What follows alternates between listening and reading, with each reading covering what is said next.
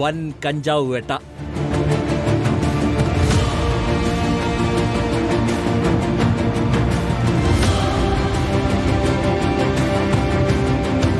മഹാശിവരാത്രി ദിവസമായതിനാൽ ട്രെയിനിൽ പതിവിലുമധികം യാത്രക്കാരുണ്ടായിരുന്നു. ട്രെയിനിൽ പലഹാരങ്ങൾ സൂക്ഷിച്ച ചാക്കിനുള്ളിൽ നിന്നാണ് 38 കിലോ കഞ്ചാവ് എക്സൈസ് സംഘം കണ്ടെത്തുന്നത്.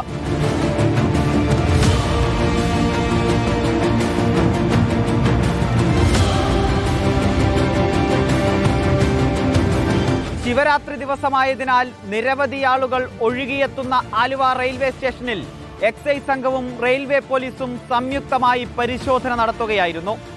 ട്രെയിനിനകത്ത് പരിശോധന നടത്തിയപ്പോഴാണ് ഉപേക്ഷിക്കപ്പെട്ട നിലയിൽ ചാക്കുകെട്ടുകൾ കണ്ടെത്തുന്നത്. ചാക്കുകൾ തുറന്നു പരിശോധിച്ചപ്പോൾ പലഹാരക്കൂട്ടങ്ങൾക്കിടയിൽ ഒളിപ്പിച്ച നിലയിൽ കഞ്ചാവ് കെട്ടുകൾ കണ്ടെത്തുകയായിരുന്നു.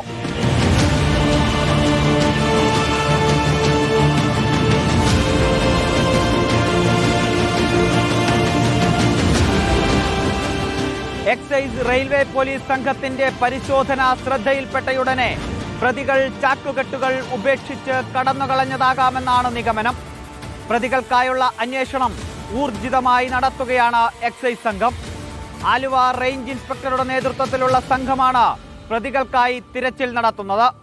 കൊച്ചിയിൽ നിന്നും ക്യാമറ ടീമിനൊപ്പം reporter Ramsha CP in reporter, Kochi.